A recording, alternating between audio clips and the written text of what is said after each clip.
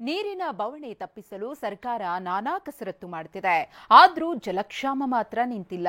ಇನ್ನು ಅಧಿಕಾರಿಗಳ ಚೆಲ್ಲಾಟಕ್ಕೆ ಕೆಲವೆಡೆ ನೀರಿಲ್ಲದೆ ಜನ ವಿಲವಿಲ ಒದ್ದಾಡುವಂತಾಗಿದೆ.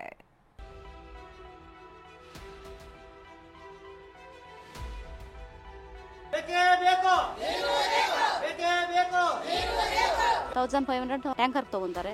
ಅರೆ ನಾವು ದುಡ್ದಿದ್ದೆಲ್ಲ ನೀರಿಗೆ ಸರೋಗ್ತಿದೆ. ಒಂದು ಪಿಜಿಗೆ ಒಂದು ಬೋರು, ಈ ತರ ಬೋರ್ಗಳು ಹಾಕ್ಸಿ ನಮ್ಗೆ ಗೌರ್ಮೆಂಟ್ ಬೋರ್ ಅಲ್ಲಿರೋ ನೀರುಗಳೆಲ್ಲ ಹೋಗ್ಬಿಟ್ಟಿದೆ. ಕಾವೇರಿ ಬಿಲ್ ಮಾತ್ರ ಬರ್ತಿದೆ, ಆದ್ರೆ ನೀರು ಬಂದ್ಬಿಟ್ಟು ನೀರು ಸಿಗ್ತಾ ಇಲ್ಲ. ಮೇಲ್ಗಡೆ ಎಲ್ಲ ಬರುತ್ತೆ, ನಮ್ 10th ಕ್ಲಾಸ್ಗೆ ಬರೋದಿಲ್ಲ. ಪಿಜಿಗಳು ಬಂದ ಮೇಲೆನೆ ಸರ್ ನಮ್ಗೆ ನೀರ್ ಪ್ರಾಬ್ಲಮ್ ಜಾಸ್ತಿ ಆಗಿರೋದು. 8 ಅವರ್ 10 ಅವರ್ ಬಿಟ್ರು ಎರಡೇ ಬಿನ್ಗೆ ತುಂಬೋದಿಲ್ಲ.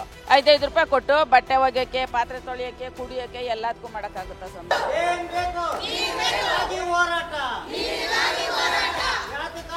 ನೀರಿಗಾಗಿ ಪ್ರತಿ ನಿಮಿಷವೂ ಪರಿತಪಿಸುವಂತಾಗಿದೆ.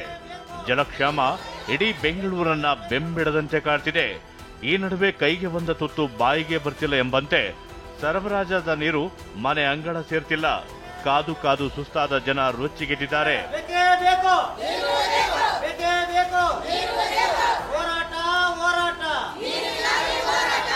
ಖಾಲಿ ಕೊಡಗಳನ್ನಿಟ್ಟು ಕಿಚ್ಚು ಹೊರ ಹಾಕ್ತಿರುವ ಈ ಮಹಿಳೆಯರ ಆಕ್ರೋಶಕ್ಕೆ ಕಾರಣ ಮನೆ ತಲುಪದ ನೀರು.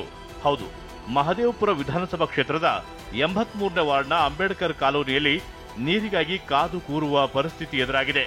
ಈ ಏರಿಯಾದಲ್ಲಿ 9,000 ಮತದಾರರಿದ್ದು ಸರಿಯಾಗಿ ನೀರು ಸರಬರಾಜು ಮಾಡ್ತಿರುವಂತೆ. ಈ ಬಗ್ಗೆ ಅಧಿಕಾರಿಗಳನ್ನ ಕೇಳಿದ್ರೆ ಇಡೀ ಬೆಂಗಳೂರಿಗೆ ನೀರಿಲ್ಲ, ನಾವೇನ್ ಮಾಡೋಣ ಅಂತಾರಂತೆ. ಆದ್ರೆ ಬಡವರನ್ನ ಯಾಮಾರಿಸಿ ಅಕ್ಕಪಕ್ಕದ ಶ್ರೀಮಂತರಿಗೆ, ಪಿಜಿಗಳಿಗೆ ನೇರವಾಗಿ ನೀರಿನ ಸಂಪರ್ಕ ನೀಡಿದ್ದಾರೆ ಎಂದು ಸ್ಥಳೀಯರು ಆಕ್ರೋಶ ವ್ಯಕ್ತಪಡಿಸಿದ್ದಾರೆ.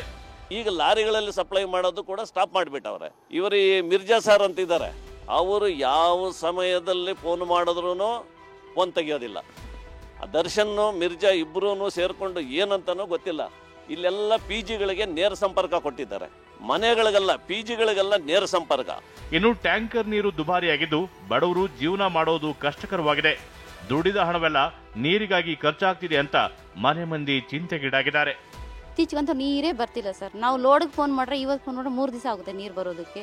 ಅದುವರೆಗೂ ಏನಂದಕ್ಕೂ ನೀರಿಲ್ಲ ಸರ್. ಹೇಗೆ ನಾವು ಮೇಂಟೈನ್ ಮಾಡಬೇಕು? 1500 ಟ್ಯಾಂಕರ್ ತಗೊಂತಾರೆ. ಅರೆ ನಾವು ದುಡ್ದಿದ್ದೆಲ್ಲ ನೀರಿಗೆ ಸರೋಗ್ತಿದೆ ಸರ್. ಬಳಸೋದಿರಲಿ, ಕುಡಿಯೋ ನೀರಿಗೂ ಅಲೆದಾಡುವ ಸ್ಥಿತಿ ಅಂಬೇಡ್ಕರ್ ಕಾಲೋನಿಯಲ್ಲಿ ನಿರ್ಮಾಣವಾಗಿದೆ. ಹಣಕ್ಕಾಗಿ ಅಧಿಕಾರಿಗಳೇ ನೀರನ್ನ ಮಾರಿಕೊಳ್ತಿದ್ದಾರೆ ಎಂಬ ಆರೋಪ ಕೇಳಿ ಬಂದಿದೆ. ಅಧಿಕಾರಿಗಳು, ಜನಪ್ರತಿನಿಧಿಗಳು ಇತ್ತ ಗಮನ ಹರಿಸಿ ಜನರ ನೆರವಿಗೆ ನಿಲ್ಲಬೇಕಿದೆ. ಕಿರಣ್ ಸೂರ್ಯ, TV9 ಬೆಂಗಳೂರು.